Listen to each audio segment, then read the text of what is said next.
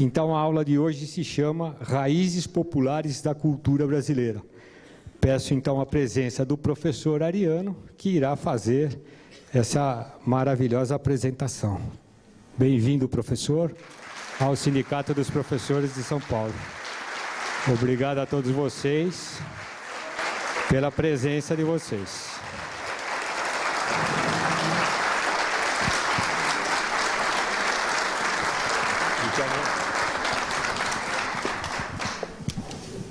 Que pedir desculpas a vocês por várias coisas, inclusive minha voz, no normal, é fraca, feia, baixa e rouca, mas agora está pior.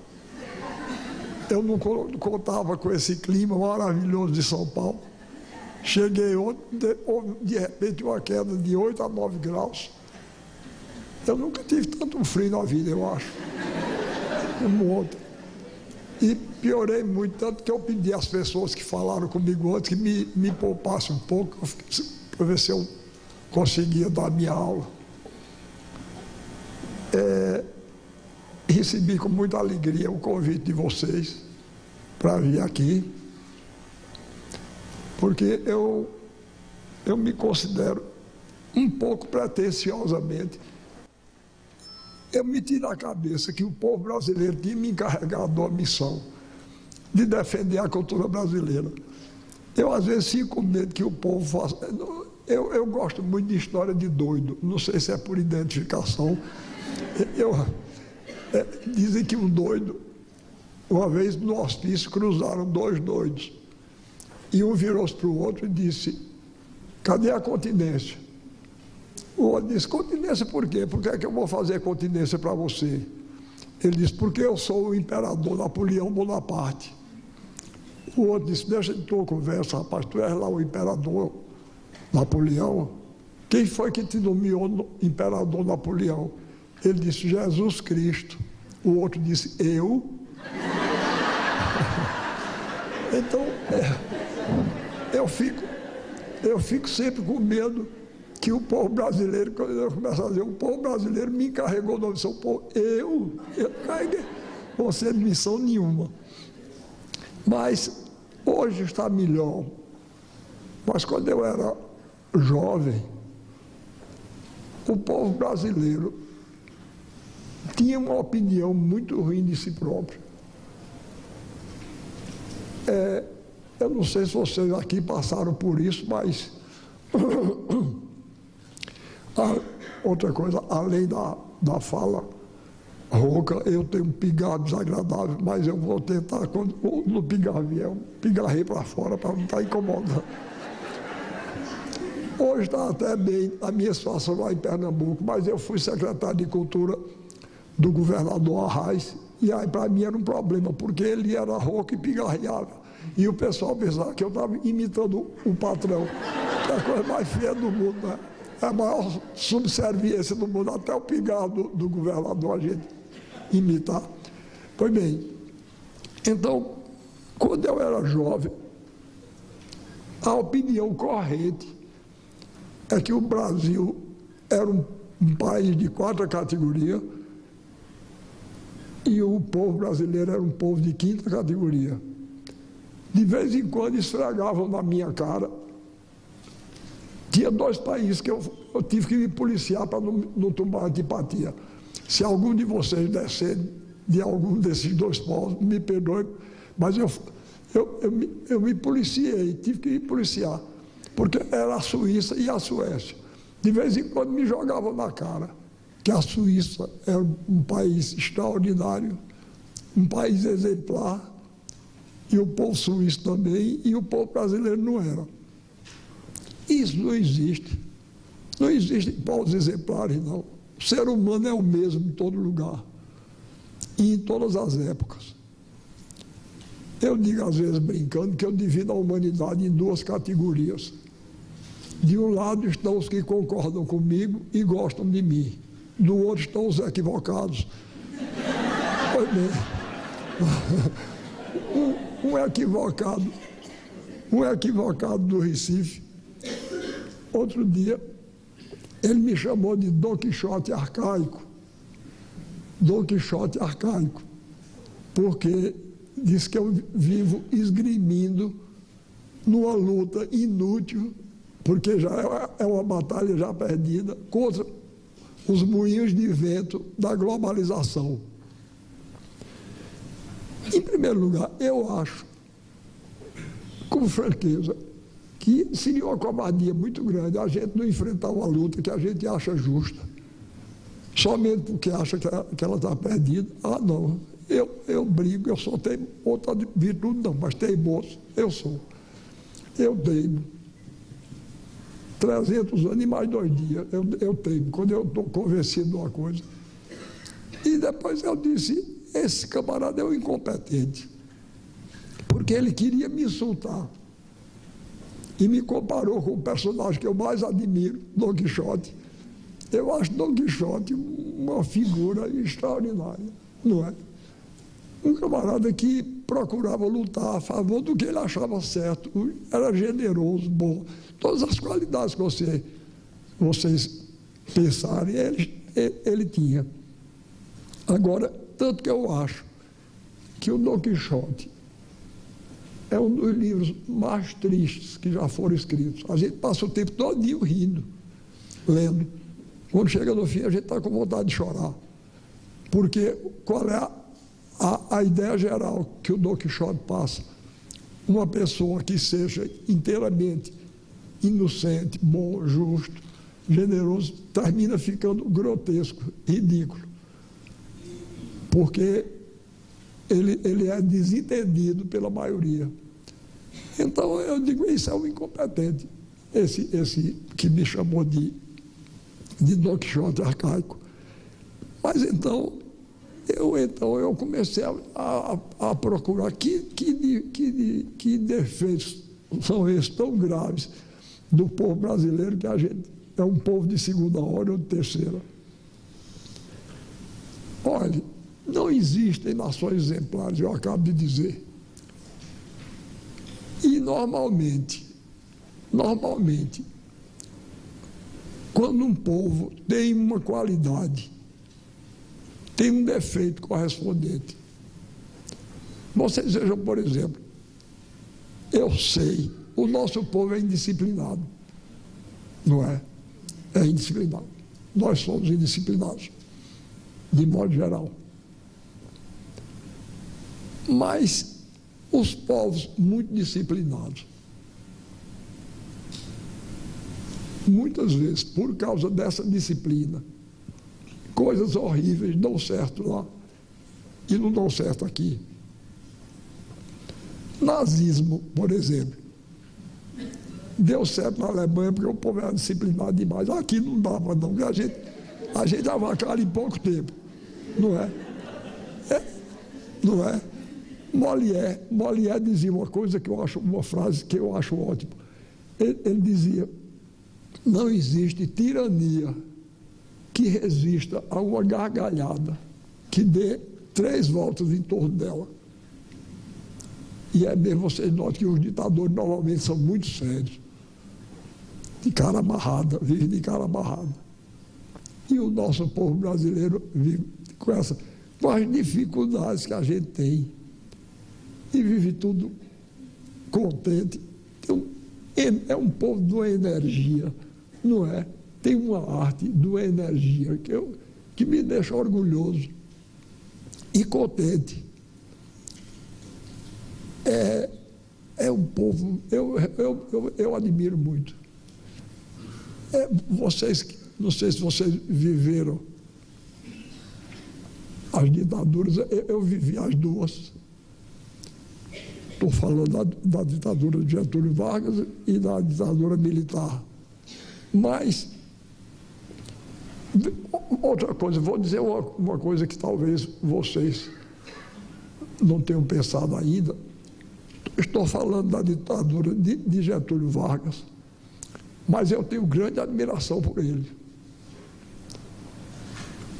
Getúlio Vargas, ele tinha muito de ruim. O que ele tinha de ruim era o autoritarismo. Mas ele tinha uma coisa muito boa. Ele tinha amor pelo país. Procurava respeitar e que respeitassem a soberania nacional. E tinha uma preocupação com os mais pobres. Ainda hoje tem gente que não perdoa ele a legislação trabalhista, que não existia, não. Não existia nada nessa linha. Na época, ele foi quem criou a legislação trabalhista. Então, Getúlio tinha essas... Mas do tempo dele, eu me lembro de uma história. O povo brasileiro é genial para inventar essas histórias, né? E Getúlio viveu no tempo do nazismo e do fascismo. E havia pessoas que queriam que Getúlio enveredasse por essa linha. E o ministro dele, no tempo se chamava ministro da guerra. Era um general, até meu conterrâneo, porque era nordestino. Ele não era paraibano como eu, mas era alagoano. Era o ministro da guerra dele. Chamava-se o general Pedro Aurélio de Góes Monteiro.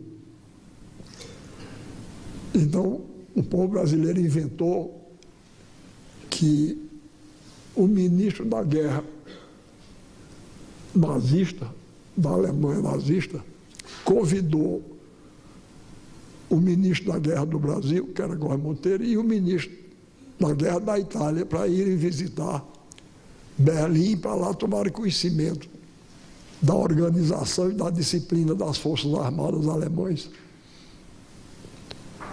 Aí diziam que chegaram lá, quando chegaram, colocaram cada um com a escolta de 10 soldados. Góes Monteiro com 10 brasileiros, o italiano com 10 italianos e o alemão com 10 alemães. E subiram num daqueles bombardeiros, aviões de transporte de tropas, subiram no avião, quando estavam lá a 10 mil metros de altura. Aí o ministro da guerra alemão disse: eu vou dar a vocês uma demonstração da disciplina do povo alemão e do exército alemão. Aí chamou um soldado lá dos 10 dele, fez uma continência perfeita. Tá, pá. Aí ele disse: você ama a Alemanha? Ele disse: amo.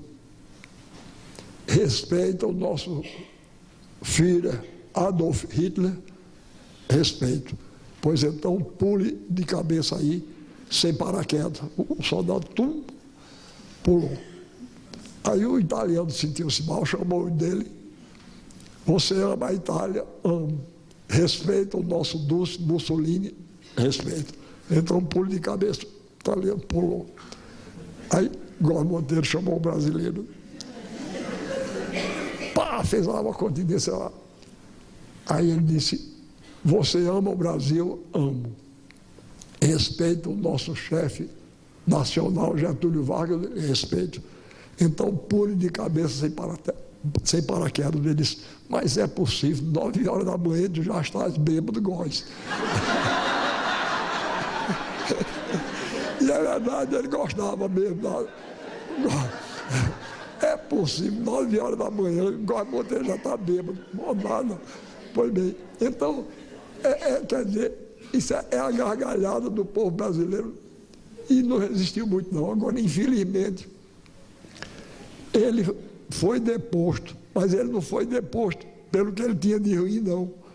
Ele foi deposto pelo que ele tinha de bom. Tá certo? Foi deposto pelo que ele tinha de bom. Tanto assim que o governante, depois dele, se jactou de ter jogado fora os últimos vestígios do getulismo no Brasil, quando acabou com a legislação trabalhista, inclusive. Então, agora, no tempo da ditadura militar também tinha umas histórias ótimas, que para nós professores dá muito bem, porque um deles tinha fama de burro, e era mesmo. Mas aí, quando foi um dia, ele ia visitar uma escola no dia seguinte. Aí os assessores disseram: presidente, uma coisa que fica muito bem, causa muita simpatia, é fazer perguntas aos meninos. Ele está doido? E se eu não soubesse, vou dar a resposta. Aí disseram, não, a gente prepara. Aí prepararam vocês chamam cola aqui, né? A gente chama fila. Prepararam uma fila lá para ele, com as perguntas e a resposta. Então, quando ele chegou lá, nós um dia na escola, ele filando, né, puxou de baixo. Quem descobriu o Brasil? O menino disse, Pedro Álvares Cabral. Ele disse, muito bem. Em que dia? 22 de abril de 1500. Eu disse, muito bem. Quem celebrou a primeira missa? Frei Henrique de Coimbra. Ele disse, muito bem. Disse, agora vamos para o campo das ciências naturais. A quantos graus ferve a água? O menino disse, 100 graus. Ele disse, não senhor, 90 graus. Aí o menino disse, 100 graus. Ele disse, 90 graus. Aí a professora, coitada, morrendo de medo, disse, presidente, o senhor me desculpe, mas a água realmente ferve a 100 graus. Ele aí olhou e disse, é mesmo. Quem ferve a 90 graus é o ângulo reto.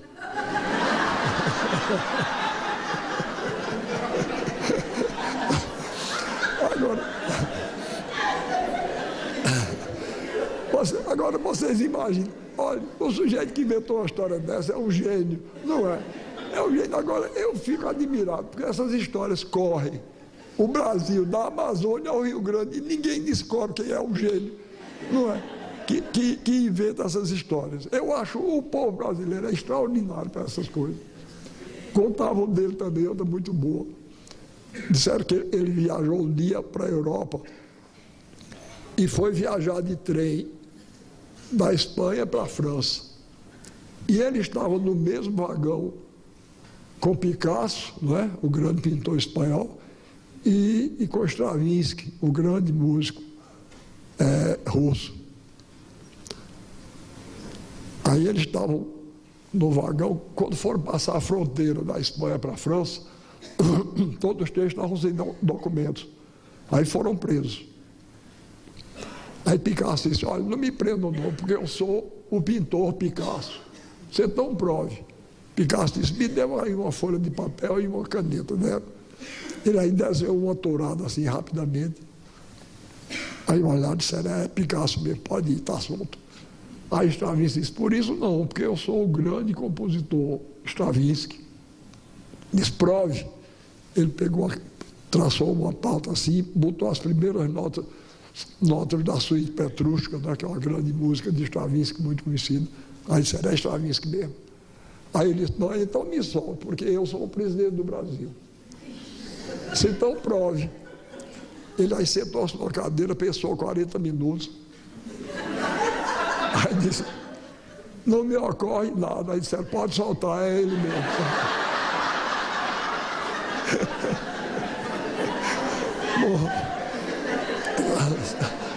É um povo genial, não é? É extraordinário. Agora, então, eu desde muito menino, desde muito novo, eu me tornei admirador desse povo e admirador do nosso país. Eu acho o nosso país um grande país e acho o nosso povo um grande povo. E digo a vocês com franqueza, o que eu mais admiro no nosso povo é essa unidade na diversidade que a gente tem. É engraçado, eu tenho percorrido o Brasil todo,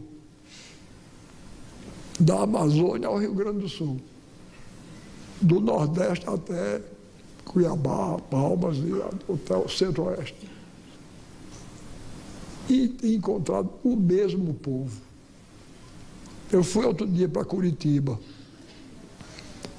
Aí um amigo meu que conhecia Curitiba, eu não conhecia ainda. Ele disse, não vá pensando que você vai encontrar o mesmo povo lá não. Lá não é Brasil não. Conversa dele. As mesmas caras que eu estou vendo aqui. Eu vi lá, está entendendo? Me aconteceu até uma coisa muito boa. Eu cheguei muito cansado, eu não gosto de viajar, o povo pensa que eu só não gosto de viajar de avião, eu não gosto de viajar de coisa nenhuma, eu sou muito caseiro. Mas como eu fui encarregado desta missão pelo povo brasileiro, não é? Eu estou me deslocando pelo país todo. E então, quando eu cheguei em Curitiba, cansado do avião, aí uma mocinha muito delicada estava me esperando lá, no aeroporto. Aí ela disse: fez boa viagem, professor. Eu disse: minha filha, você me desculpe, mas viagem de avião eu não conheço boa, não. Eu só conheço 2 tipos de viagem de avião: as tediosas e as fatais. Eu disse assim: avião é uma coisa tão ruim que a gente reza para a viagem ser tediosa, não é? Porque é coisa... E depois, que viagem agorenta, não é? É um agouro. Eu não sei se vocês já notaram isso, mas eu, quando me sento, a primeira coisa que eu olho é aquela frase horrorosa: para flutuar, use o assento da poltrona. Mas que agouro? Eu não vim para cá nadar, não. Eu vim para cá voar, não é? Pois bem, uma vez eu fiz uma viagem horrorosa, desci no Rio Grande do Sul, subi para Florianópolis, desci em Florianópolis, Curitiba, São Paulo, Rio. No Rio eu tomava o último avião para ir para Belo Horizonte. Quando eu cheguei já eram 7h30 da noite, eu saí mais ou menos 1h da tarde, eu saí de Porto Alegre, já eram 7h30, eu cansado, exausto, ouvindo aquele povo com aquele sotaque desagradável que não é de estado nenhum. Eu já fiz uma pesquisa, não é? Aquilo é sotaque de aeroporto, não é? E buzina, aquelas coisas no pé do vidro da gente, as mesmas coisas toda vez. E a outra coisa, eu gosto muito de teatro, mas aquela pecinha de mímica que representa avião,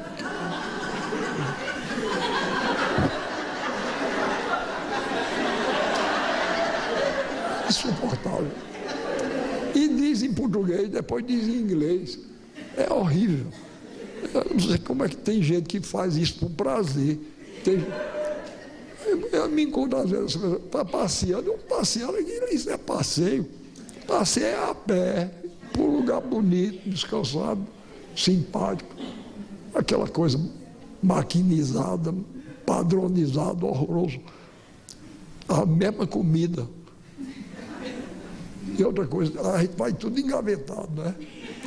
Quem tem a pouca sorte na cadeira do meio, come assim.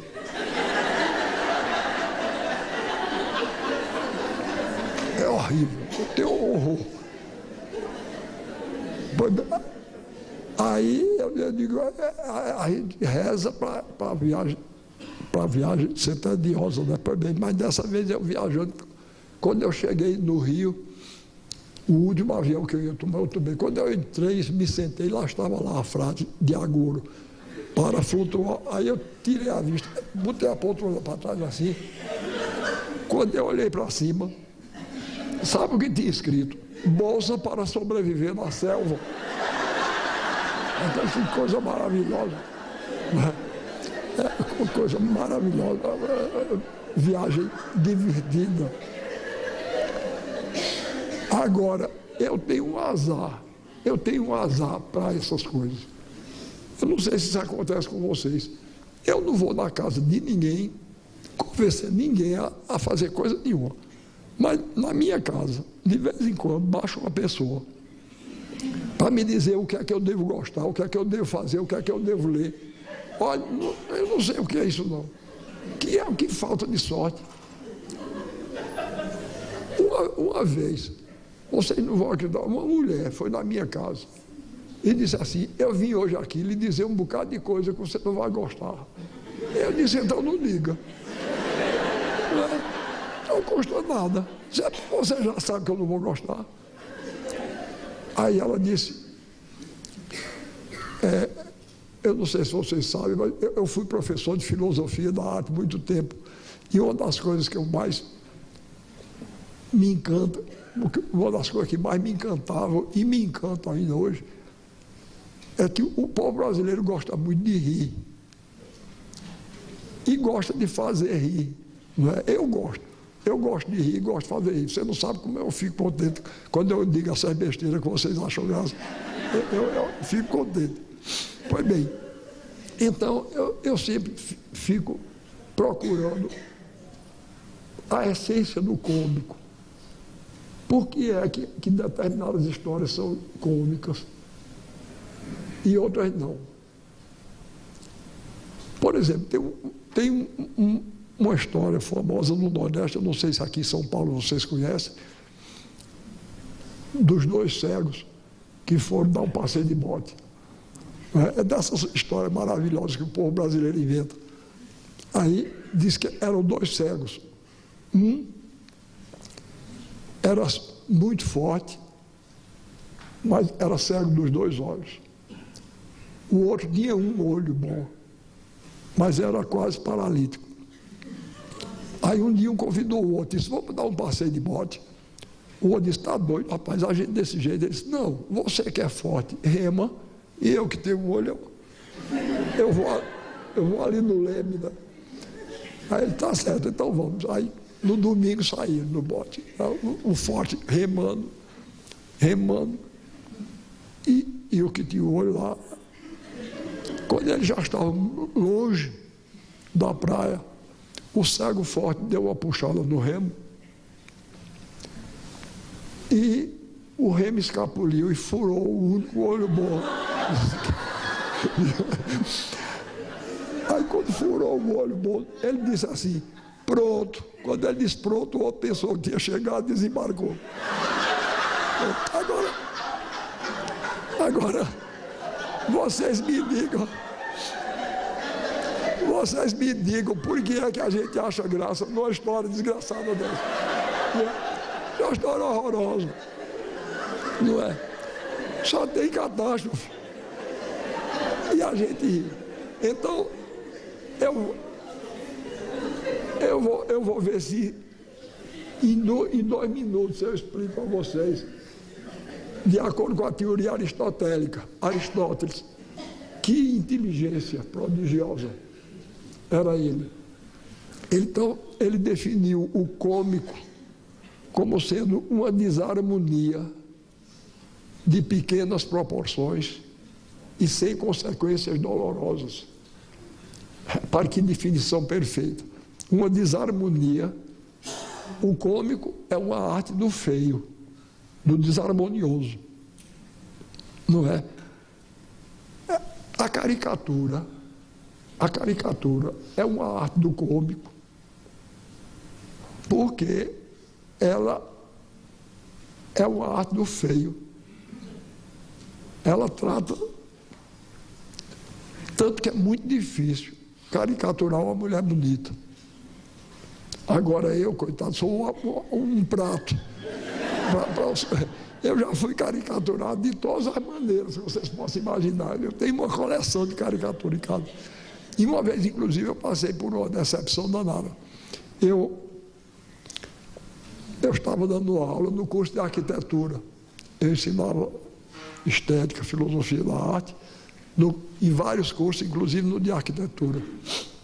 Aí um aluno meu, aluno de arquitetura, eu estava dando aula e ele fez uma caricatura minha. E ficou muito boa. Quando terminou a aula, ele me deu. Eu digo, você me dá ela, eu quero, gostei muito. Aí eu levei para casa, cheguei lá e disse, olha, o meu aluno hoje fez essa caricatura minha, veja como está boa. Aí eu tenho uma filha que é carne de pescoço, Isabel. Aí ela pegou assim, papai, isso não é uma caricatura não, é um retrato. Eu tenho cara de caricatura, basta desenhar a frente da caricatura. Vai bem, então, o grande pensador francês, Henri Bergson, que era um pensador do século XX, grande pensador, eu tenho uma admiração enorme por ele. Ele dizia que uma das maneiras de criar o cômico, é você tomar no sentido físico alguma coisa que é dita do ponto de vista moral, espiritual. Então, eu estou dizendo isso para explicar. Quando a moça, ela disse que ia dizer uma coisa que... A primeira coisa que ela disse foi o seguinte, ela disse, você nasceu no mês de junho, não foi? Eu disse, foi. Ela disse, em que dia? Eu disse, 16. Ela disse, signo de Gêmeos. Você sabe que todo mundo que nasce no signo de Gêmeos tem duas caras. Me acusando de falsidade. Para que moça bem educada. Aí eu disse, e você acha que se eu tivesse duas caras eu usava essa?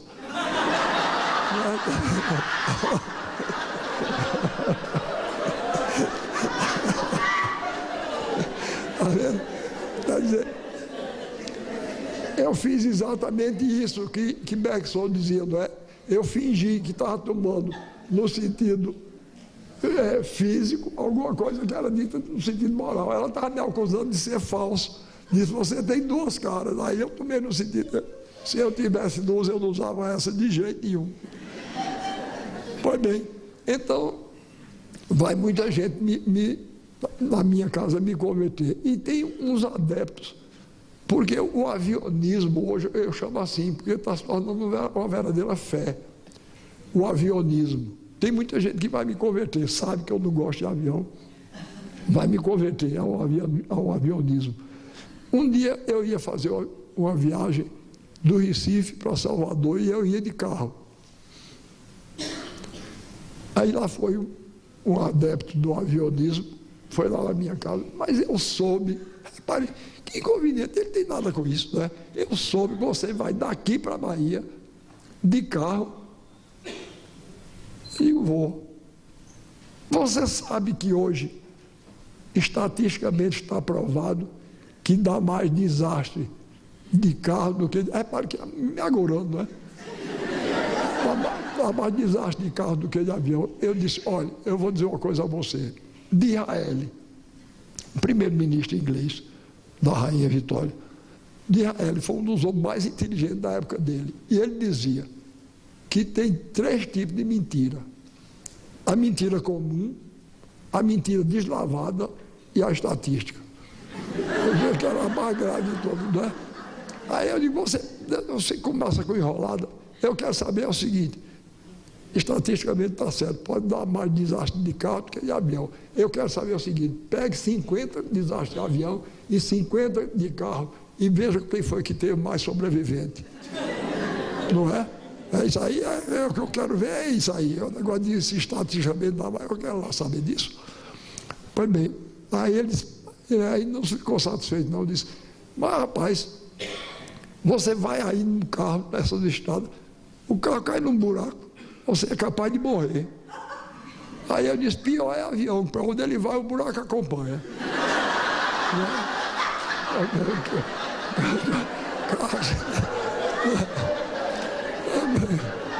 Estamos conversando. Pois bem, então, vocês a essa altura estão dizendo onde é que esse homem vai chegar. Quando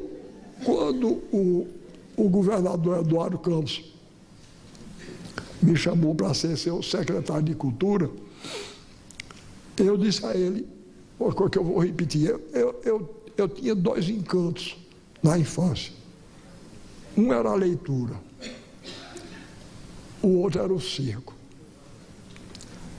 Vocês provavelmente não tem aqui ninguém do interior, e mesmo que tenha, ninguém aqui não tem cidade pequena do tamanho da minha, não. Pô, na Paraíba tem. Você é paraibana?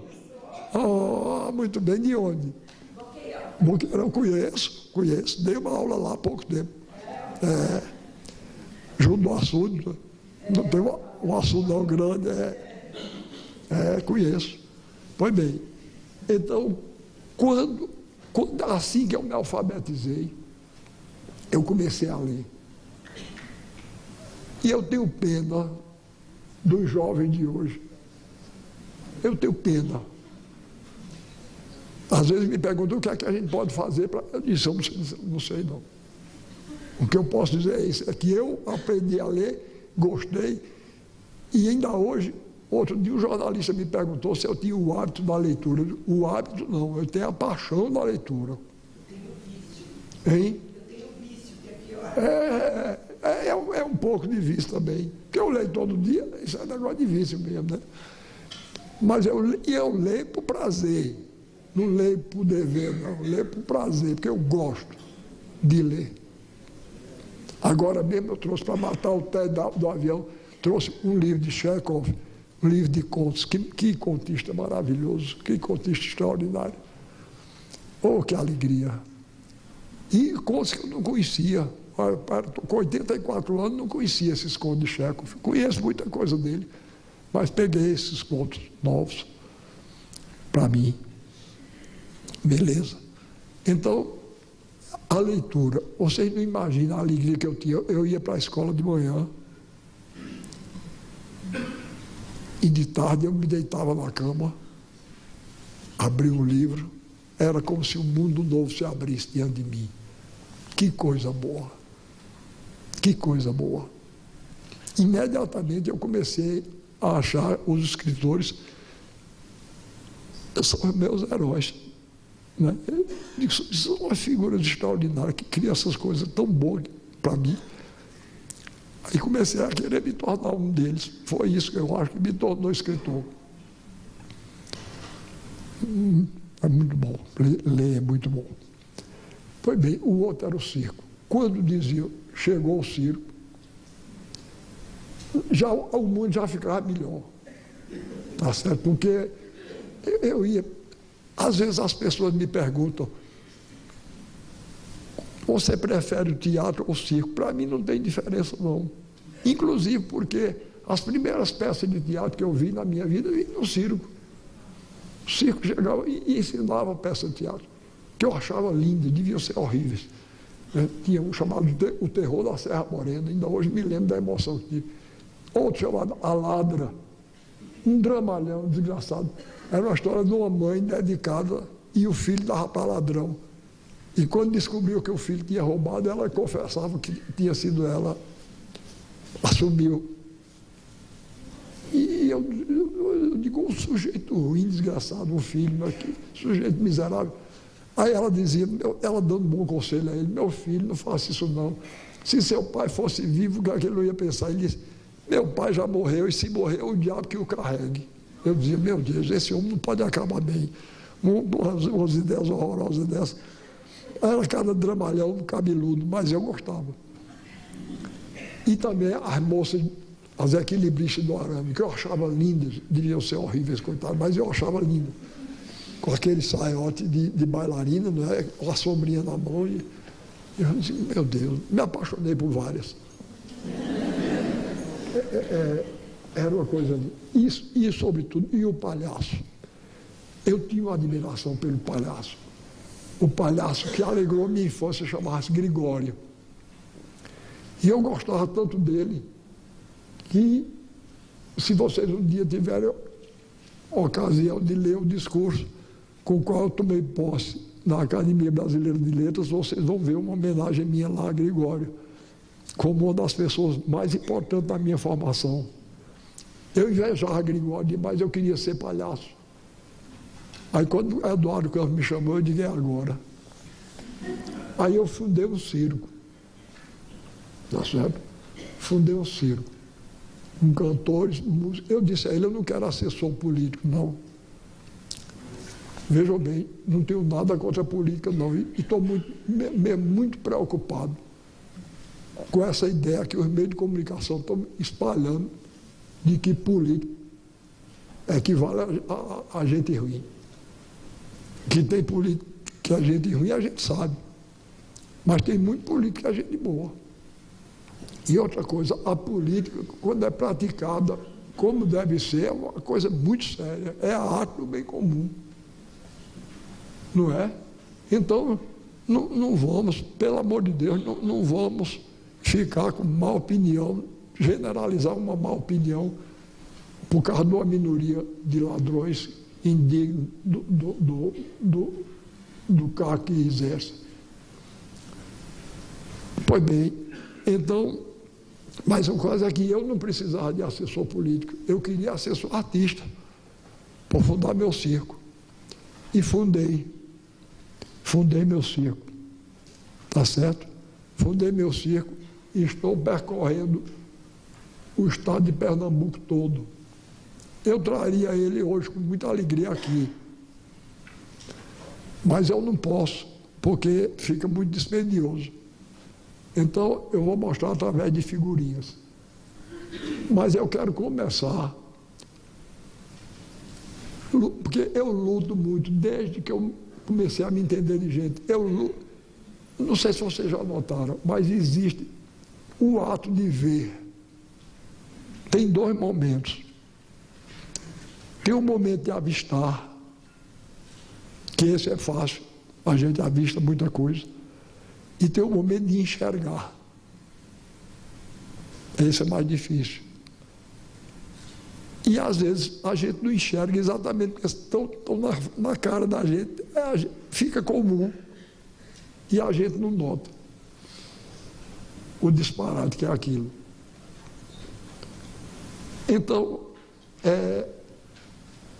eu comecei a dar aulas, porque eu estou ficando preocupado. O mau gosto,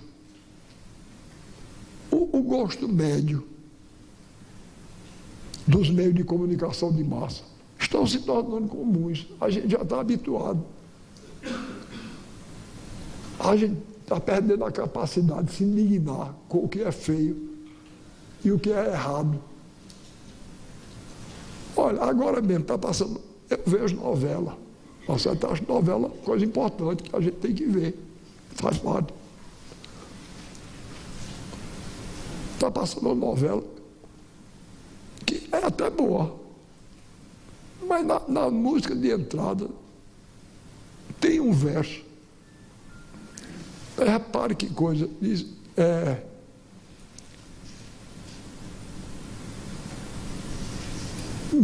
minha pedra é ametista. Essa está certa, olha. Minha pedra é ametista. Minha cor é o amarelo, mas sou sincero, preciso ir com urgência ao dentista. Não tenha paciência, isso é ruim demais, não é? Isso é, mas bem, a gente já está ficando neutralizado, tá certo? A gente ouve e não se indigna, mas eu me indigno, tá certo? Eu digo, eu vou chamar a atenção do povo brasileiro, que isso é ridículo, é ridículo. É ridículo.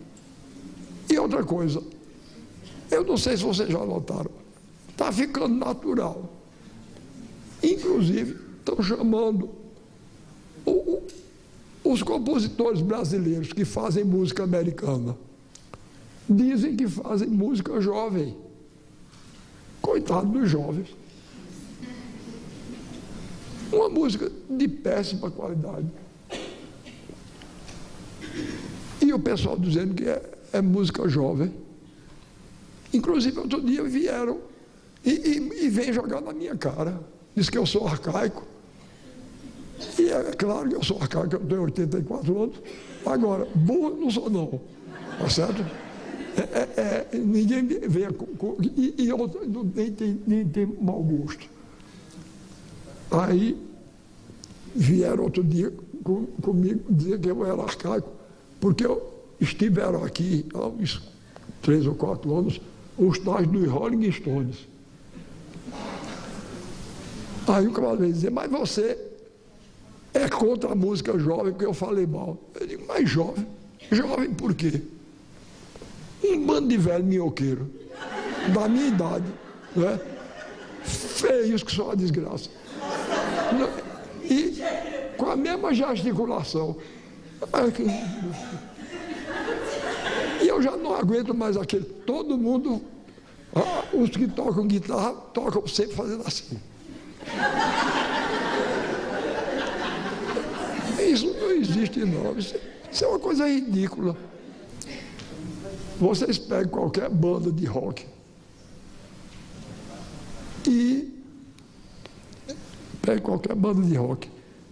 e comparem com Machado de Assis. Tem muito mais sucesso. Mas se você me perguntar se eu quero ser do grupo do Rolling Stones, eu queria ser Machado de Assis, eu queria ser Machado de Assis. Tá certo?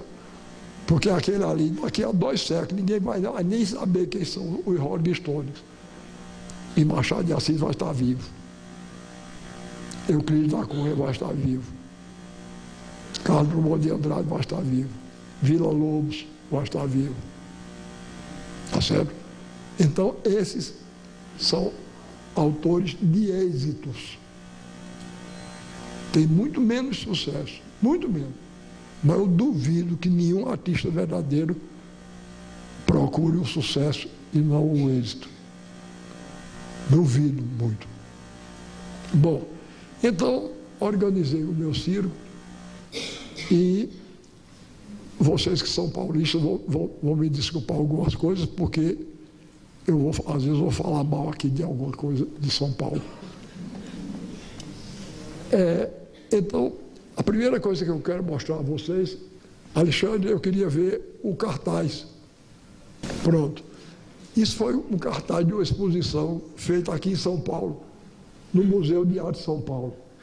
Eu estive lá e eu pedi o cartaz de presente. Agora eu fiz uma coisa horrorosa, porque eu pedi para falar mal, mas eu não ia dizer isso, senão não me davam, não é? Aí eles me deram e eu tenho mostrado aí pelo Brasil todinho. Repare. A primeira coisa que eu... Olha, tem arte do Brasil, uma história de 5 séculos. Além de filosofia da arte, eu ensinei muito tempo história da cultura brasileira. Pois bem, houve um tempo que a intelectualidade brasileira dizia que não existia cultura brasileira, não existia arte brasileira. Aí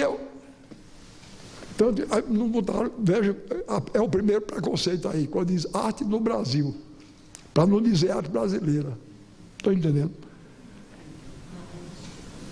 Aí um dia me chamaram, a matéria que eu ensinava era História da Cultura Brasileira. Fizeram uma reunião no meu departamento, porque queriam mudar para História da Cultura no Brasil. Desse mesmo jeito está aí. Eu que sou cismado, eu disse, por quê? Não, porque não existe cultura brasileira.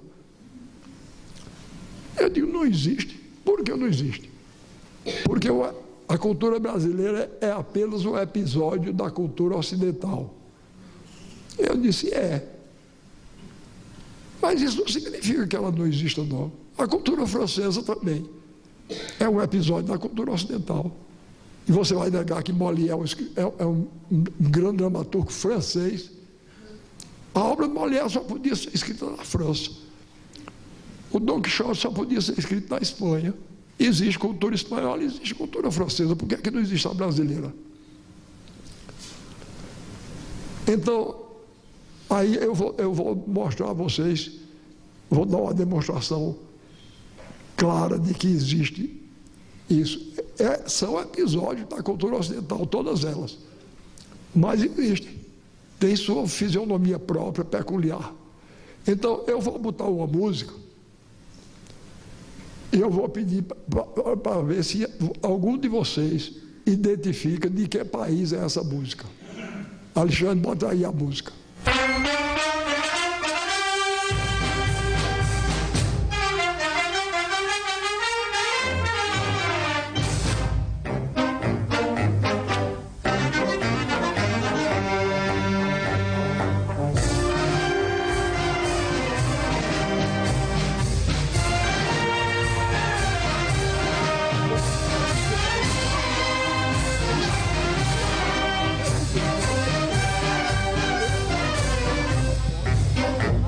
Pela simples organização dos sons, pela simples maneira de organizar, vocês descobriram que era uma música espanhola.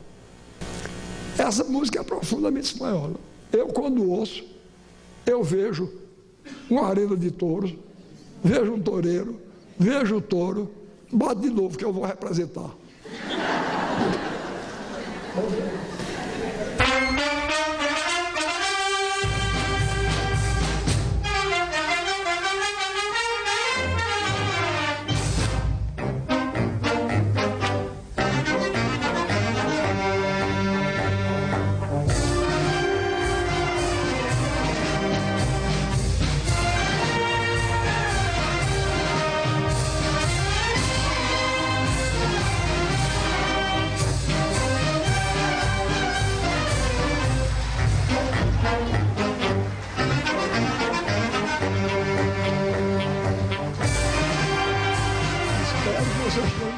a coragem e a habilidade com que eu toreei esse touro, não é? Bom, então repare, se existe música espanhola, existe uma cultura espanhola, então existe música brasileira, literatura brasileira e uma cultura brasileira. É evidente. Então isso é um preconceito, eu não posso admitir isso. Isso é um servilismo cultural. Essas pessoas consideram o Brasil inferior à Alemanha, à França, à Inglaterra. E eu não considero, não. A gente tem defeito, tem, claro, mas lá tem também. Eu falei da Suíça e agora, se algum de vocês descerem de Suíça, me perdoe. Eu acredito até que seja um país muito bem organizado, mas vou dizer uma coisa, um país chato. Deus me livre.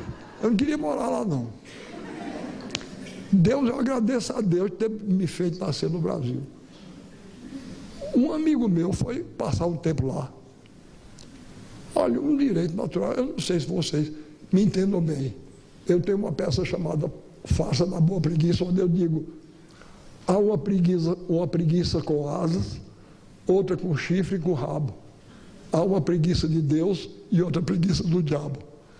A mesma coisa eu digo da mentira. Há uma mentira de Deus, outra mentira do diabo.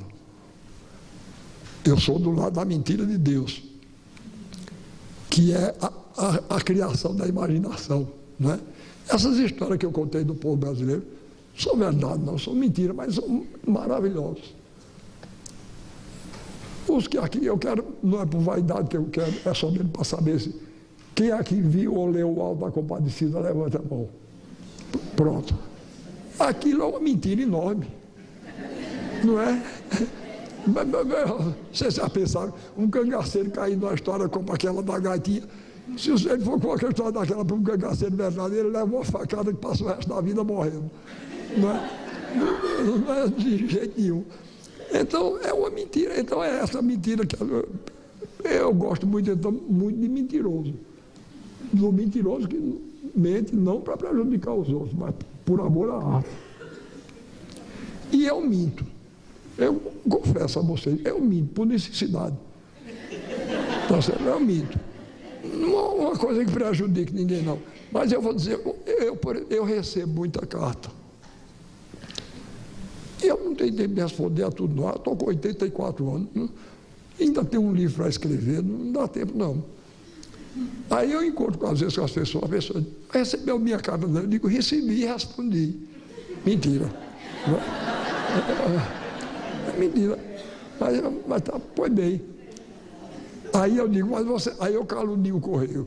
Eu digo, mas você sabe, o correio brasileiro, esse correio desorganizado, é coisa horrorosa. Mentira minha.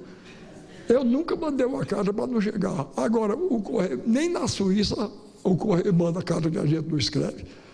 Nem o correio suíço, que é perfeito, nem ele manda esse tipo de carta, né? A carta que o autor nem fez. Pois bem, aí um amigo meu foi passar um tempo na Suíça. Aí fez amizade lá com um casal suíço. O dono da casa disse um dia a ele, disse, Miguel, ele chama-se Miguel. Miguel, eu aniversario no sábado, vá lá em casa. Ele disse, vou fazer toda a força para chegar aqui. Isso é outra coisa que eu acho ótimo. O povo brasileiro diz que o brasileiro, quando diz, eu vou, vai ou não. Mas quando diz, eu vou fazer toda a força para chegar, pode ser certeza que não vai, não é? Não é? Eu faço isso demais. Olha, eu vou fazer tudo para ir. Eu não quero me comprometer muito, não.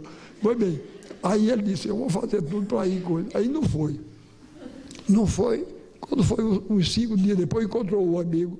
O amigo disse, você não foi ao meu aniversário. Ele disse, não recebeu meu telegrama, não. O suíço disse, como é, rapaz? Você me passou um telegrama. Ele disse, passei. O suíço processou o correio. Repare que sujeito chato. Processou o correio. Descobriu que ele estava mentindo. E ele se mudou para a Itália. Envergonhado. Ele disse, eu vou para a Itália. Num país desse eu não fico.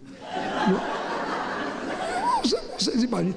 Olha, quando eu encontro meus amigos, que eu digo que recebi e respondi a cara, eles sabem que eu estou mentindo. Eu sei que eles sabem que eu estou mentindo. Eles sabem que eu sei que eles sabem que eu estou mentindo. Mas ele é brasileiro como eu. Ele sabe que o que eu estou dizendo é o seguinte: eu não respondi não, mas eu gostaria muito de ter respondido, porque eu gosto muito de você. Não é? Aí pronto. Aí continuamos, mas na Suíça não pode. Num país desse eu não moro, mas não há quem me faça. Eu não vou nem lá. Vou nem lá. Quero nem conhecer. Bom, eu queria ver o cartaz de novo. Uma história de 5 séculos. O que é que isso significa? Significa que a arte no Brasil só começa quando os portugueses chegam. E todo o passado rupestre, toda a arte indígena, quando os portugueses chegaram aqui, já encontraram um teatro, uma dança, uma literatura oral, mas que existia, não é? Uma música. Então, a história, a arte brasileira não é uma história de 5 séculos, não. É uma história de 50 séculos. Então, vejam aí, um teatro de máscaras, como o teatro grego. Porque outra coisa que me irritava muito, que me irrita ainda, está diminuindo. Vocês abriram um manual brasileiro de teatro, tinha 2 afirmações. Uma de ordem geral que dizia: o teatro nasceu na Grécia. O teatro do mundo todo nasceu na Grécia. A mim me parece claro que o que nasceu na Grécia foi o teatro grego. Não é verdade? Porque o teatro japonês não nasceu na Grécia. O teatro chinês não nasceu na Grécia. E o segundo era isso. É aquela mesma história, uma história de 5 séculos. Eles diziam que o teatro brasileiro começa com a Chieta. O teatro brasileiro começa aqui.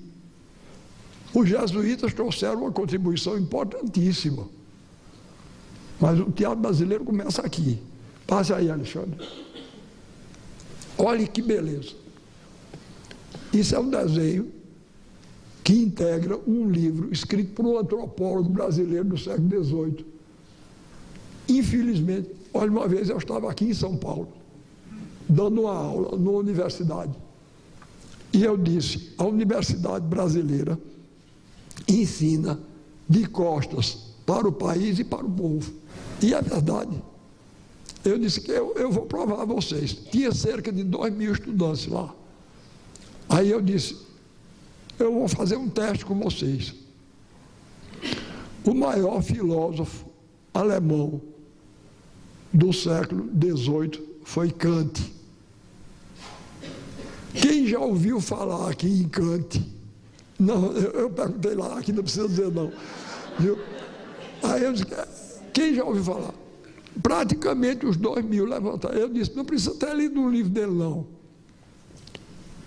Eu quero saber se ouviram falar nele na universidade. Praticamente os 2.000. Aí eu disse: agora, o maior filósofo de língua portuguesa do século XVIII, que é o mesmo século de Kant, foi Matias Aires. Quem foi que já ouviu falar dele aqui? Só um estudante levantou a mão. Eu disse: vocês estão vendo? Matias Aires, o maior filósofo de língua portuguesa do século XVIII, era brasileiro e paulista.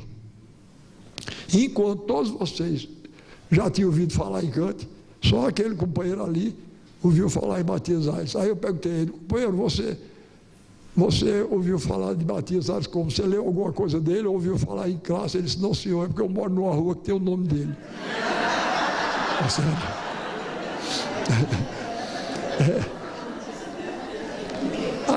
A gente ri, mas isso é uma história triste, não é? O que está por trás disso quer dizer, a gente desconhece a cultura do nosso país. Matias Aires é um escritor admirável, extraordinário e um pensador. Eu vou dizer uma frase dele. Pronto, e eu quero que vocês me dêem um sinal.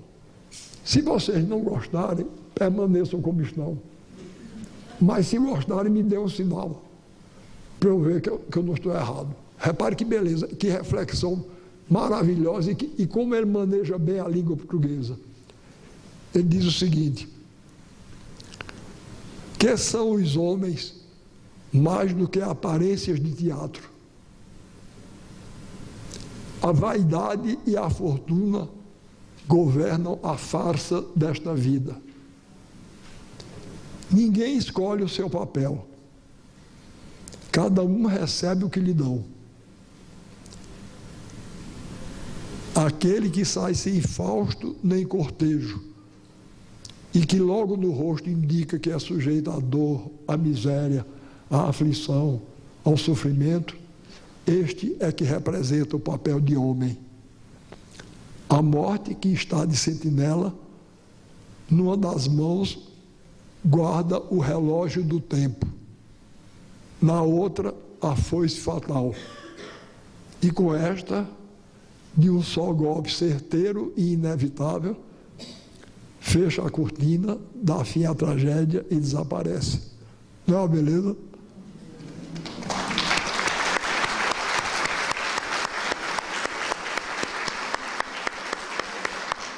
Pronto. E é esse homem que a gente desconhece. Vocês não têm culpa, não. É na nossa formação. Pois bem, esse mesmo, eu acho que todo mundo já ouviu falar nas viagens de Humboldt pelo Brasil e pela América do Sul. Mas esse aí, um grande brasileiro, Alexandre Rodrigues Ferreira, ninguém fala dele.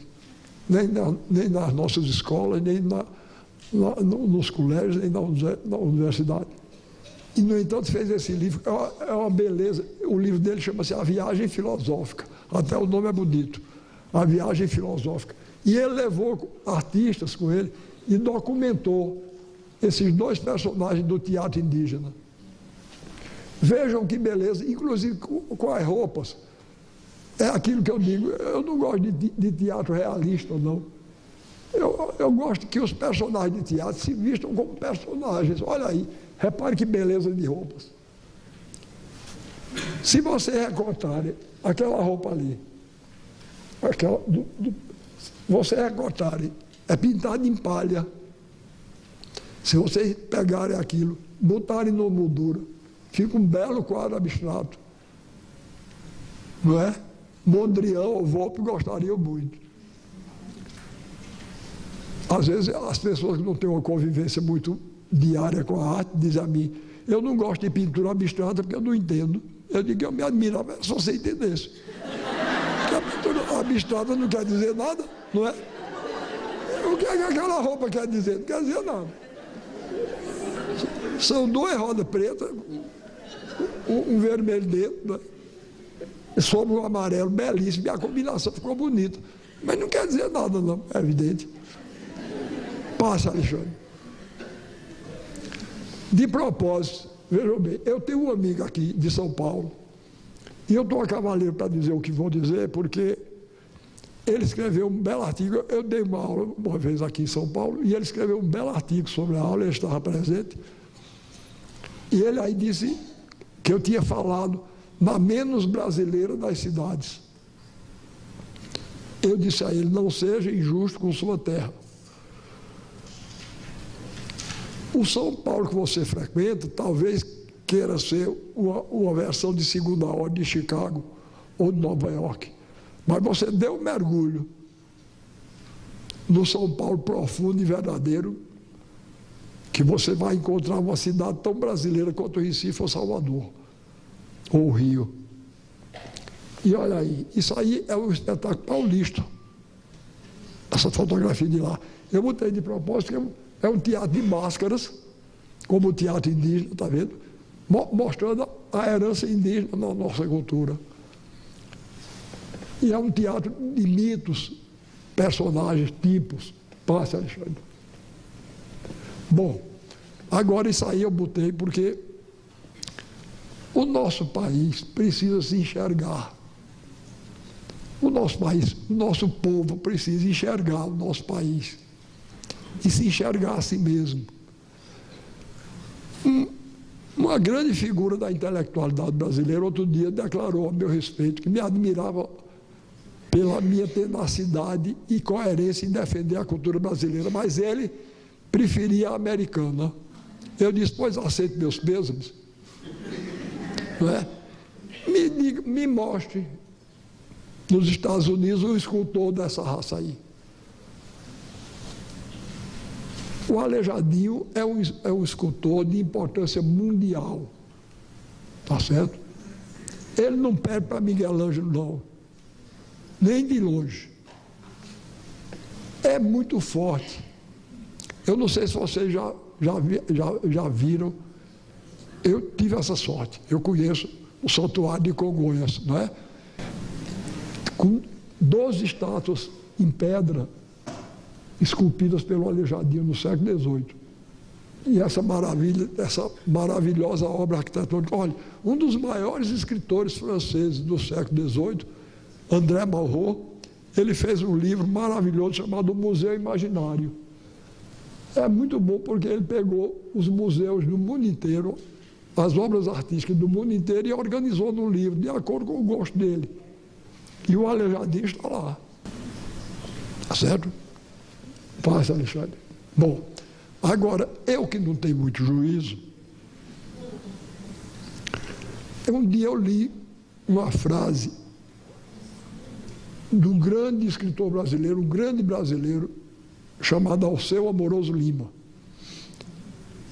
E essa frase dele é mais importante ainda, porque ele não era nem nordestino, nem mineiro. Era um grande brasileiro, nascido e criado no Rio.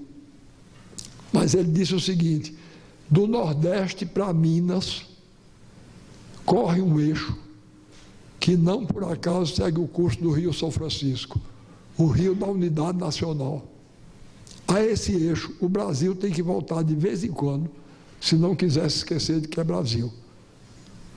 Pois bem, aqui no Jornal de São Paulo, eu escrevi um artigo, já faz uns 6 anos ou 7, onde eu dizia que já que ele, que era carioca, teve a grandeza de dizer isso, nós, mineiros e nordestinos, temos a obrigação de lembrar que o eixo não se esgota aí não. Ele se prolonga para o norte até a Amazônia e para o sul até o Rio Grande. E mais, é um eixo cruzado, porque ele pega do nordeste ao centro-oeste também. Então, o Brasil, se não quiser esquecer de que é Brasil, tem que pensar nesse eixo, sempre. Aí, mas como ele tinha dito isso, e eu comecei, quando eu li essa frase, eu comecei a pensar qual é a expressão plástica da ponta mineira do eixo. Aí eu disse, é o Santuário de Congonhas, em Minas. É como se o Aleijadinho tivesse plantado aquele barco. Aí eu disse, eu vou fazer uma aqui, já que o governador teve a loucura de me chamar para ser secretário dele, e estou aprontando. Vejam bem, eu disse, aquelas 2 pedras, aquilo é no Alto Sertão, na divisa de Paraíba com Pernambuco, da Paraíba com Pernambuco. Eu sou paraibano de nascimento e fui adotado como filho por Pernambuco. E eu passei muito tempo meio dilacerado, porque eu não queria ser infiel ao estado onde eu nasci. Talvez se a Paraíba fosse maior e mais rica do que Pernambuco, eu até, mas é menor e mais pobre, e eu digo, eu vou me manter fiel a ela. Mas me casei em Pernambuco, meus filhos são pernambucanos, meus netos, e eu vivi até que eu achei uma saída de João Grilo. Eu me lembrei que Pernambuco é uma palavra masculina e Paraíba é feminina. Então eu disse que Paraíba a Paraíba é meu estado materno e Pernambuco é meu estado paterno. Pois bem, aí veja, eu encontrei essas 2 pedras. Elas são na divisa. Elas são um marco de divisa entre a Paraíba e Pernambuco, lá no Alto Sertão. A pedra de cá é Pernambuco, a de lá é Paraíba. Aí eu disse, eu vou fazer um marco, um santuário, em homenagem ao Aleijadinho. O nome é Ilumiara Pedra do Reino, porque o nome dessa pedra é Pedra do Reino. Aí eu botei Ilumiara Pedra do Reino. O nome Ilumiara eu inventei. Ser escritor é muito melhor do que ser cientista, porque quando não existe uma coisa, eu invento. Tá certo? Eu gosto muito desse nome, Ilumiara. É bonito, não é? Primeiro tem a ideia de iluminar, iluminura, luz. Iara quer dizer altar, como vocês sabem, né? As aras de pedra, eu me lembrei desses gigantescos altares de pedra que os povos contemporâneos do Velho Testamento erguiam, não é? Em homenagem às suas divindades. Então eu juntei os dois nomes, fiz Ilumiara, Pedra do Reino, que é o lugar. E do outro lado, eu coloquei homenagem ao Aleijadinho, para prestar minha homenagem. Quer dizer, essas esculturas do século XX e XXI, estão colocadas aí como homenagem ao grande escultor brasileiro do século XVIII. Pois bem, aí eu lancei mão de um grande escultor popular. Não, é um escultor popular. Brennan não é um grande escultor, mas não é popular, não. Essa é uma figura. Eu vou contar a história dele, eu sei que estou falando demais, mas eu acabo já. Ele era um semi-analfabeto. E vejam o que é uma oportunidade para uma pessoa. Ele começou a namorar com uma mocinha que ajudava a gente lá a criar meus meninos. Aí quando foi um dia, ela chegou junto de mim e disse: Arnaldo, o nome dele é Arnaldo Barbosa, Arnaldo está fazendo talha e mandou essa aqui para o senhor ver. Olha, quando eu olhei, não havia coisa pior não. Era uma jangada, uma meia-lua, um coqueiro, pintado de verde e branco, uma coisa horrível. Mas ele estava fazendo para vender aos turistas na frente do Hotel Boa Viagem. Aí eu dei uma desculpa lá qualquer. Aí depois ela disse, não, primeiro ela chegou e disse, Arnaldo está querendo um emprego. E mandou pedir para o senhor arranjar. Eu tinha um amigo que tinha uma fábrica. Aí eu mandei uma carta para meu amigo, pedindo para ele botar Arnaldo lá, para trabalhar numa fábrica de tecido. Arnaldo começou a trabalhar. Com 3 ou 4 meses, Arnaldo tomou um porre. Fez a maior desordem, quebrou máquina, fez desordem. Aí meu amigo me falou, Ariano, seu protegido está fazendo desordem aqui, dando mau exemplo. Eu vou demitir, ele está certo, não tem o que fazer, não. Ele demitiu. Uns 15 dias depois chegou ela de novo. Arnaldo está pretendendo um emprego numa firma de vigilância. Mas precisa de uma carta de recomendação. O senhor dá, eu digo, dou. Aí, senhor diretor da empresa de vigilância. Aí vai meu amigo Arnaldo Barbosa, cidadão exemplar, nunca bebeu, nunca jogou. Eu digo, eu não vou deixar um brasileiro desempregado falando uma carta, né? Mandei. Mesma coisa. Passou uns 3 ou 4 meses, fez outra desordem, botaram para fora.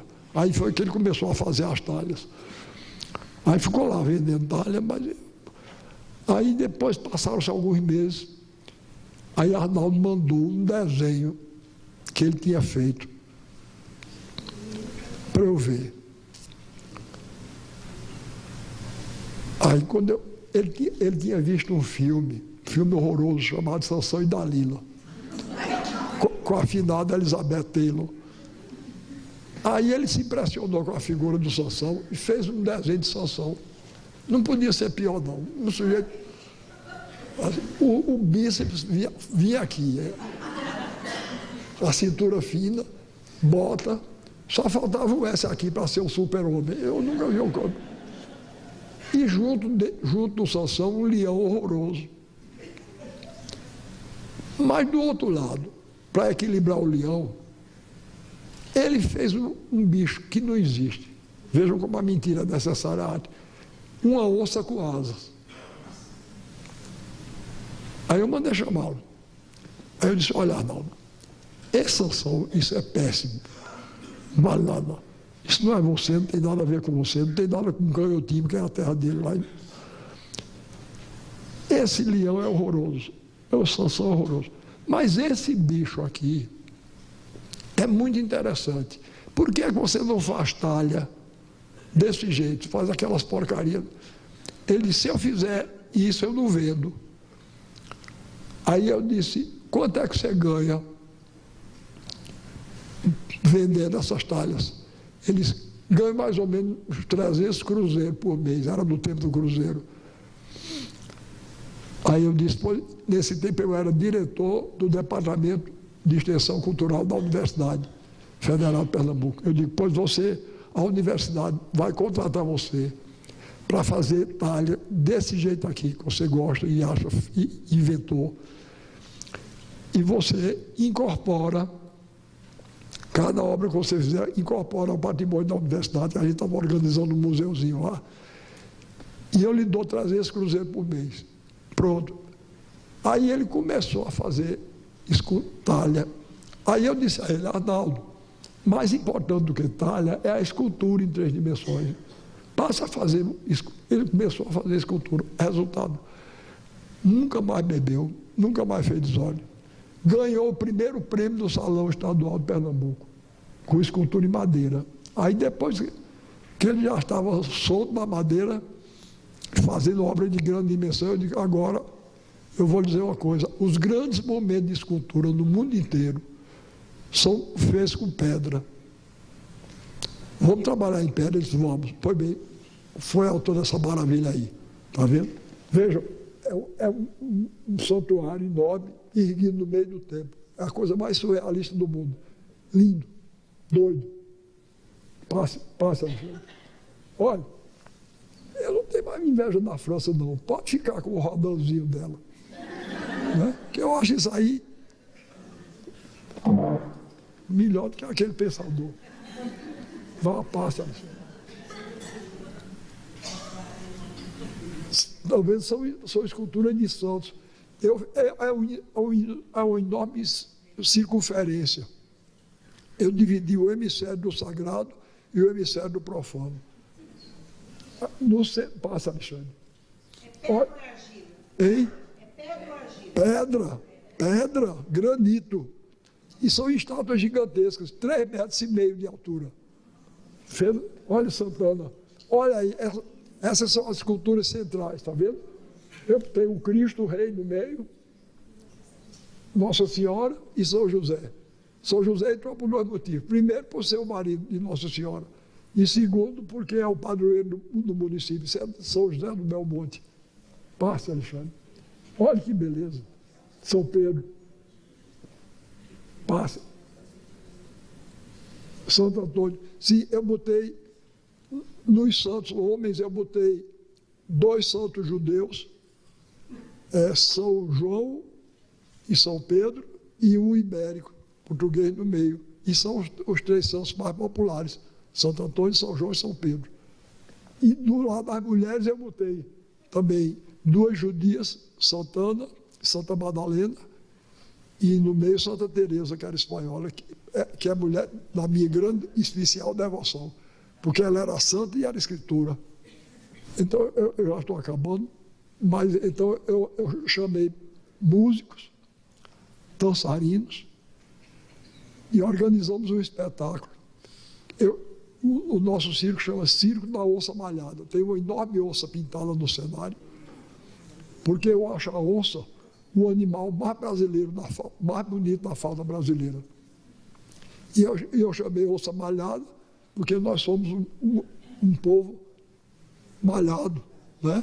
Nós temos descendentes de suíço, de italiano, de alemão, de japonês, de português, de negro. É uma maravilha, é uma maravilha. Então eu vou mostrar só, para terminar, 3 números do nosso circo. Eu peguei um grande compositor, infelizmente desprestigiado por todos os meios de comunicação, mas eu vou dizer uma coisa a vocês. Esse músico está substituindo Vila Lobos, no lugar que Vila Lobos deixou vago. É de primeiríssima hora, ele chama-se Antônio Madureira. Então, vocês vejam, ele fez uma primeira música em homenagem à cultura indígena, porque é a primeira vertente da nossa cultura. Então chama-se Toré. não tem, eu não admito entrar lá nenhum desses instrumentos desagradáveis que se toca assim. Tá certo? A composição é um quinteto, é composto por violão, flauta, percussão, violino e violoncelo. E vocês vão ouvir uma música delicada, forte, e dançado por dançarinos que eu recrutei nos grupos populares. Outra coisa, eu fiz questão de botar negro, branco, mulato, de toda cor, para ficar um retrato do povo brasileiro. Então, do mesmo jeito que Madureira olhou para a música do povo brasileiro, para fazer a música dele, a bailarina, a coreógrafa, olhou para os passos de dança do povo brasileiro. Porque foi outro desgosto que eu tive com São Paulo.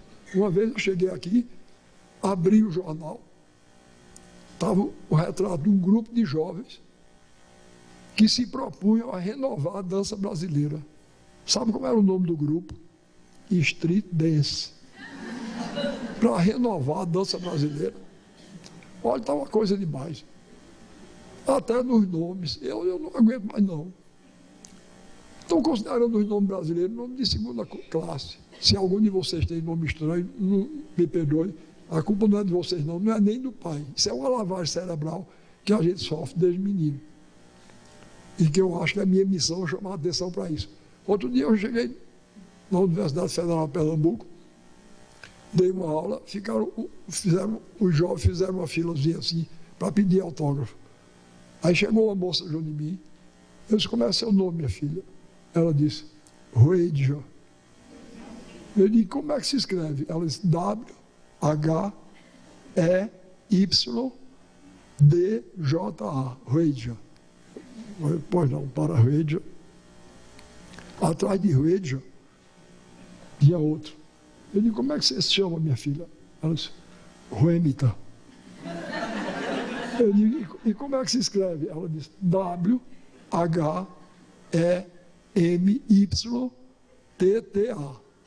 Aí eu disse, você é irmã de Ruedja?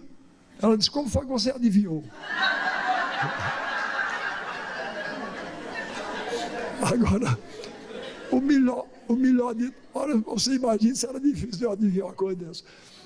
O melhor de tudo foi que atrás tinha um rapaz que parece que ouviu minha conversa com as duas e deve ter pensado, esse homem é analfabeto.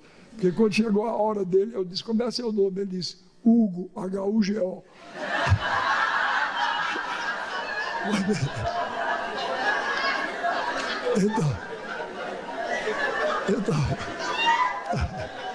Então, o que vocês vão ouvir agora, o que vocês vão ouvir e ver é um protesto contra esse estado de espírito e contra a street dance. Isso aí é a busca de uma dança brasileira baseada na dança do nosso povo. E a busca de uma música brasileira baseada na música do nosso povo. E eu faço o mesmo acordo com vocês. Se não gostarem, permaneçam. Se gostarem, me dê um sinal. Vamos ouvir. Chama-se Toré e foi composta por Antônio Madureira em homenagem à cultura indígena, que é a primeira vertente da nossa. Não é?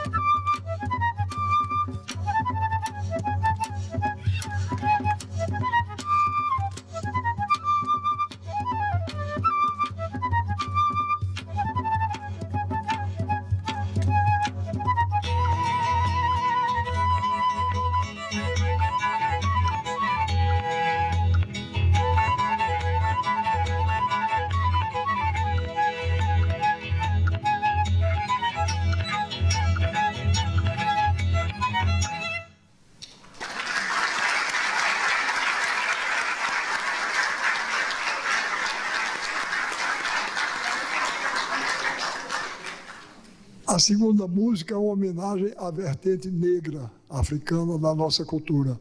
Chama-se Estrela Brilhante e é o maracatu.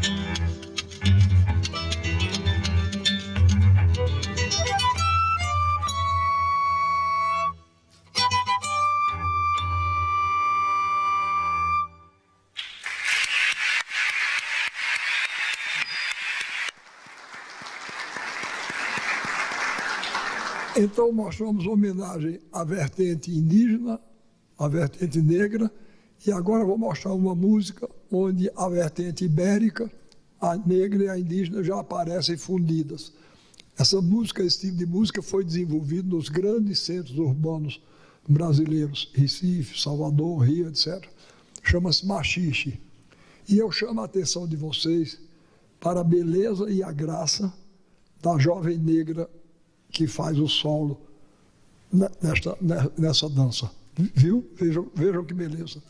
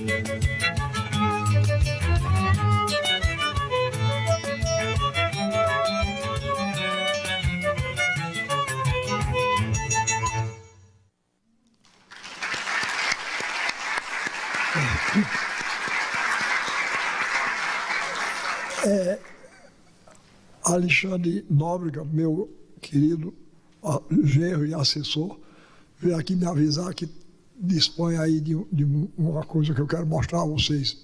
Eu sei que eu estou demorando muito, mas eu acabo já.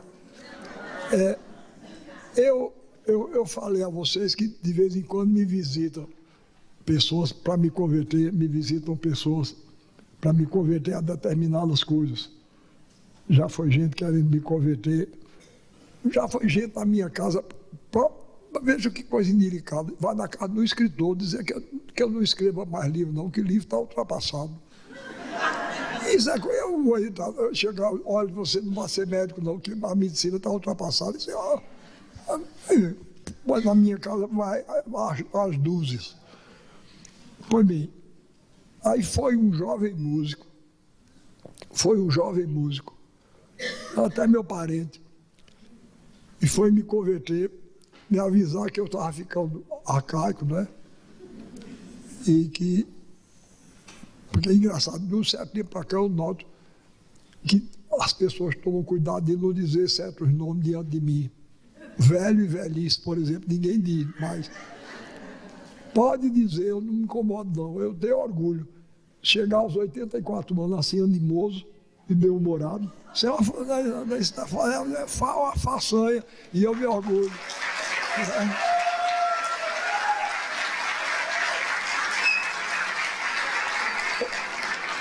Outro dia um médico meu amigo, mandou um recado para mim que queria ir lá em casa para me dar uma dieta para prolongar a vida. Aí eu disse, com quantos anos ele está? Ele disse 53. Eu disse, quando ele tiver 84, ele vai vir falar comigo que eu vou dar a minha a ele. Ele não vou estar vivo.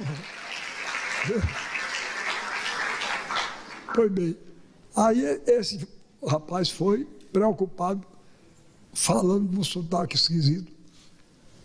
Ele disse, bicho, eu vim para cá, bicho, porque tu estás ficando ultrapassado. Bicho, tu ficas falando aí do rock, eu pronuncio as palavras como eu vejo escrito, tá entendendo? Ele disse, o negócio agora é o punk e o funk. Ele diz punk e funk, mas eu digo punk e funk, é como está escrito.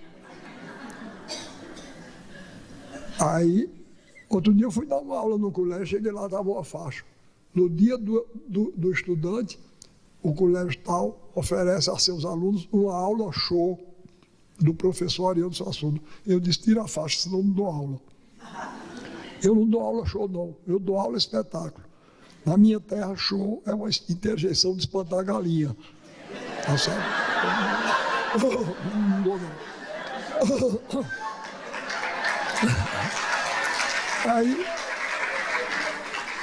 está ficando ultrapassado. O negócio agora é o funk e o punk. Aí, para me converter, me mostrou a seguinte obra-prima, viu? Eu estou aqui no ambiente de professor, não preciso dizer, existiram no século XX 2 físicos, um chamado Rutherford, o outro chamado Bohr. Pois bem, esse foi o tema que o rapaz lá pegou para fazer o funk dele.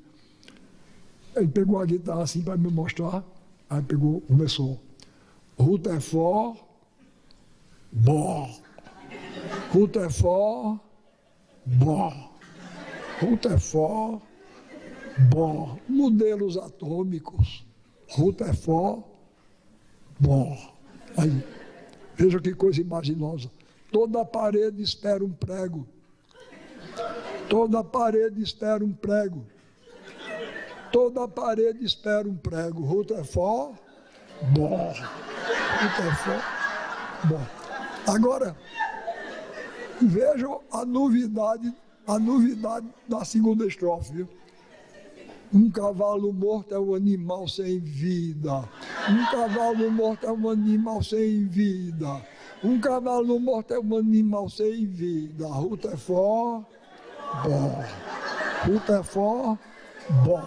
Modelos atômicos. Em redor do buraco tudo é beira. Em redor do buraco tudo é beira. Em redor do buraco tudo é beira. Rutherford, bom.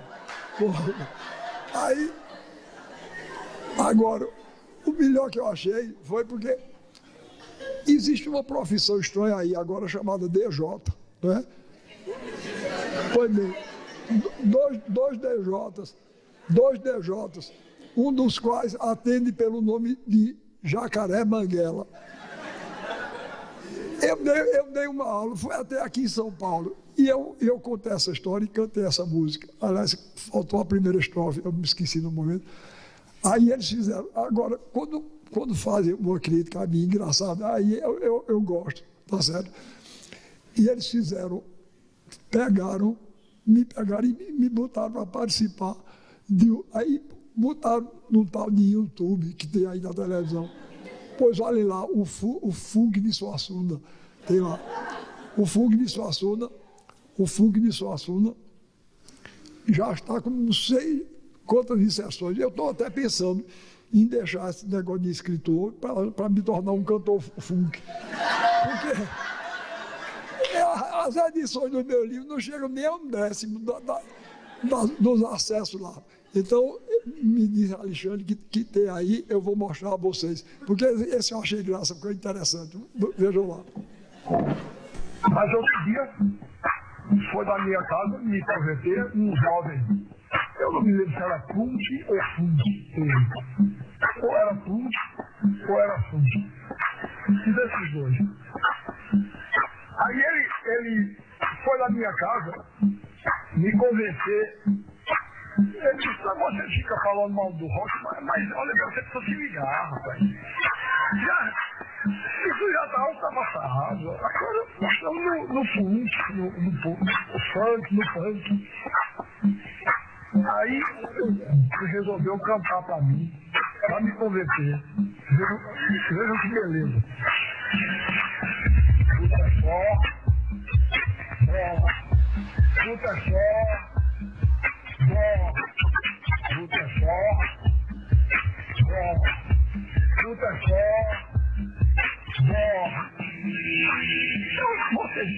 Eu estou aqui no ambiente universitário, todos vocês sabem que existem dois filhos na sala, dois todos dois, um chamado Bó e outro chamado Rutherford, né?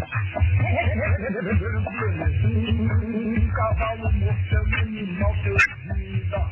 Um cavalo morto é um animal sem vida. Um cavalo morto é um animal sem vida. Um cavalo morto é um animal sem vida. Rutherford, Rutherford, Rutherford, Rutherford, em redor do buraco tudo é beira. Em redor do buraco tudo é beira. Em redor do buraco tudo é beira. Em redor do buraco tudo é beira. Em redor do buraco tudo é beira. Rutherford, bom, aqui é tudo,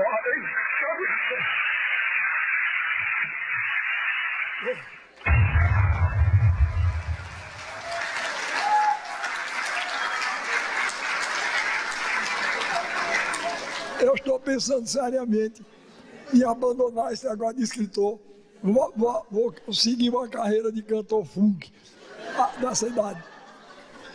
Bom, então o meu assunto é esse. Desculpa, eu sei que falei demais, mas é porque eu me apaixono pelo que falo, pelo que digo. Então eu quero que fique com vocês porque às vezes me apresentam como sendo inimigo das culturas estrangeiras. Eu seria até um ingrato. Isso não existe, não. Eu seria até um ingrato, porque eu devo muito a Molière, que era francês. Devo muito a Gogol, Tolstói e Dostoiévski, que eram russos. Devo muito a Cervantes e Calderón de la Barca, que eram espanhóis. Eu não tenho contra cultura de nenhum lugar do mundo. Eu tenho nada contra a cultura. Pensam que eu sou inimigo da cultura americana. Não. Melville eu gosto muito, o autor de Moby Dick. Agora, querer que por causa de Melville eu aceito Lady Gaga, aí não dá. Aí não dá, não. Tá certo? Aí os próprios americanos que têm o juiz, se é que tem algum, eles não gostam não daquilo. Porque eu vou dizer uma coisa, aquela mulher é imbecil. Porque se ela se chamasse, se o pai dela tivesse botado o nome dela de Lady Gaga, eu ainda perdoava. Mas não, foi ela. Ela se chama de outro jeito. Ou uma mulher que se senta numa mesa, eu vou escolher um nome artístico para mim, o que é que eu escolho? Lady Gaga. Essa mulher é idiota, aqui na Suécia, na Suíça, em qualquer lugar do mundo, tá certo? Ela ganha, ela está lá se ligando, ela não sabe nem quem sou eu. Era o que faltava, Lady Gaga, meu Deus, sua Suna não gosta de mim. Ela não sabe nem quem sou eu.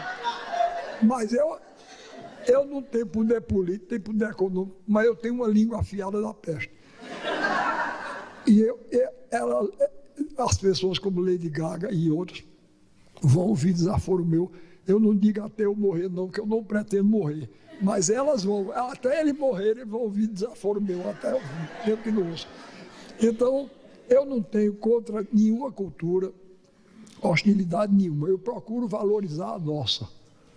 Porque, então, a nossa sendo forte, qualquer coisa que nos venha de fora, em vez de ser uma influência que nos esmaga, que nos corrompe, que nos descaracteriza, passa a ser uma contribuição que nos enriquece. Muito obrigado pela atenção com que me ouviram.